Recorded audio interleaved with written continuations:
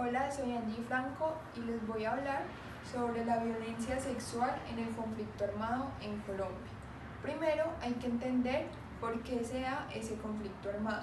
Resulta que desde hace mucho tiempo se dio una polarización social entre los que estaban de acuerdo y los que no lo estaban, los que querían que todo siguiera como venía y los que querían un cambio revolucionario. Ambos estaban dispuestos a mantener sus ideologías súper fuertes y duraderas en el tiempo, costara lo que costara, literalmente, costara dinero o costara vidas. Resulta que esta polarización trajo consigo un conflicto. Este conflicto se ha mantenido por más de 5 décadas, pero entre el final del siglo XX y comienzos del siglo XXI, estos de aquí tuvieron su mejor apogeo. Tenían un poderío tanto económico como político como social. ¿Y esto debido a qué? Gracias a que en Colombia hay unas zonas vulnerables, gracias a que estos de aquí se olvidaron de ellas, por lo que las dejaron desamparadas. Y estos, ni cortos ni perezosos, llegaron a apoderarse de ellas. El poder trae consigo una influencia, por lo que, ¿qué hicieron ellos al llegar? Simplemente llegaron a oprimir todas las masas y a imponerles su ideología. Resulta que ellos, por ese poder que tenían, creían que tenían el derecho de reclutar personas. Al principio reclutaban hombres. ¿Para qué? Para imponerles su ideología y hacerlos luchar por una causa justa. Pero resulta que como Colombia siempre ha sido un país machista, se dieron cuenta de que necesitaban mujeres. ¿Para qué? Para que hicieran cosas de mujeres, para que les cocinaran, para que les lavaran y obviamente para que los atendieran. Porque como todo macho necesitaban satisfacer sus necesidades básicas y entre ellas la más importante, el sexo. Y las mujeres no se podían negar. ¿Por qué? Porque como macho tenían su derecho. Esto trajo que en pleno siglo XX y XXI las mujeres no pudieran decidir sobre su cuerpo, por lo que eran abusadas, algunas por el comandante y otras entregadas como premio a los demás combatientes, porque en esa época la mujer era vista como un objeto. Lo peor es que ellos, como hombres de la época, no les gustaba protegerse. Entonces la mujer era violada y quedaba embarazada de su victimizador. Lo peor de todo es que si la mujer no podía decidir sobre su cuerpo, mucho menos iba a poder decidir sobre su maternidad, por lo que eran obligadas a abortar. ¿Y por qué abortar? Porque a un guerrillero no le gustaría tener un hijo en cautiverio. Muy sencillo, porque ellos eran, y algunos todavía son, nómadas. ¿Esto qué quiere decir? Ellos habitan, su mayoría en las zonas montañosas, en la selva. Entonces un día están aquí y al otro día, por el conflicto, tienen que salir y adaptarse a otro sitio. Y ahí ya se asientan y forman otro campamento.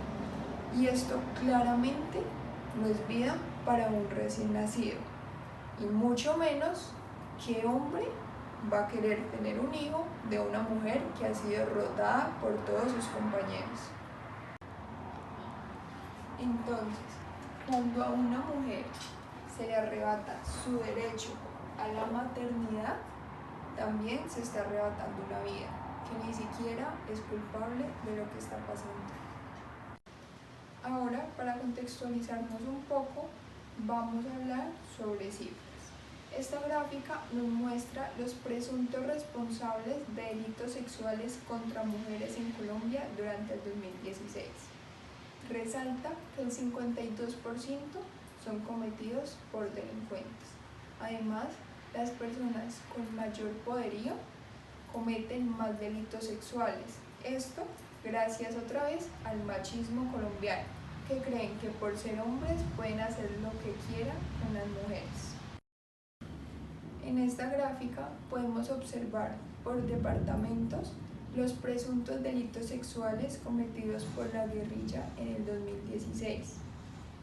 Uno puede pensar, bueno, hay muy poquitos casos, pero lo que pasa es que estos son los que han sido denunciados. Entonces uno no se imagina cuántas mujeres las asesinaron allá, cuántas fueron desaparecidas y peor aún, cuántas están muertas en vida porque tienen miedo y siguen callando lo que vivieron. En la tabla podemos ver que los departamentos del Chocó y el Nariño son los más afectados debido a que están vulnerables. ¿Por qué? Porque el Estado los olvidó y la guerrilla se apoderó de ellos. Le sigue el Valle del Cauca y Antioquia. Ambos tienen en común de que siempre han tenido un conflicto armado interno muy poderoso. Y los que tienen menor vulnerabilidad es porque están más hacia el centro del país o están en la costa. Y esto los favorece porque no tienen zonas montañosas ni selvas donde la guerrilla pueda esconderse o refugiarse. Aquí podemos observar ya el tema que nos compete, que es la violencia sexual en el conflicto armado. Desde el 2011 al 2014 se ve un aumento en estos delitos sexuales, pero eso no quiere decir que en el 2011 se cometían en menor cantidad, simplemente eran menos las personas, las mujeres, que se atrevían a denunciar. A lo largo de los años, las mujeres nos hemos empoderado más y perdido el miedo, por lo que en el 2014 las más mujeres se atrevían a denunciar dichos actos. Y del 2014 al 2016 se ve un descenso, esto gracias a la fachada del Tratado de Paz.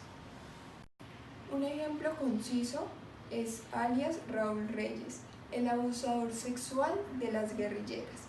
Un informe del Centro de Memoria Histórica mostró unos testimonios de mujeres que habían sido reclutadas por la guerrilla.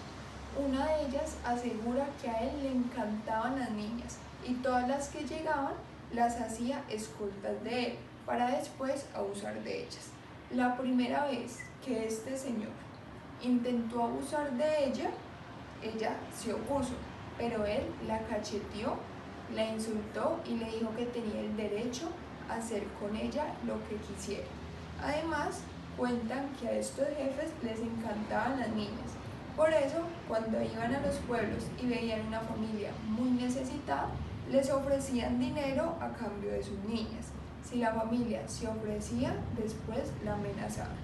Además, el informe arrojó que en el país hubo más de 15.000 víctimas a causa de la violencia sexual del conflicto armado, de la cual la mayoría era cometida por guerrilleros y por paramilitares. Todo esto es lo que ha venido pasando en Colombia desde hace muchísimo tiempo y en este momento lo que más nos debería importar es la reparación de esas 15.000 víctimas. En el informe realizado por el Centro de la Memoria Histórica, una de ellas asegura que no han recibido buenas reparaciones, que en muchos casos ni siquiera llegan. Y lo peor es que tampoco hay verdad, que son millones los casos de los cuales todavía no conocemos absolutamente nada, por lo que se ve la necesidad de trabajar duro ese traumatismo social que ha dejado el conflicto armado en Colombia.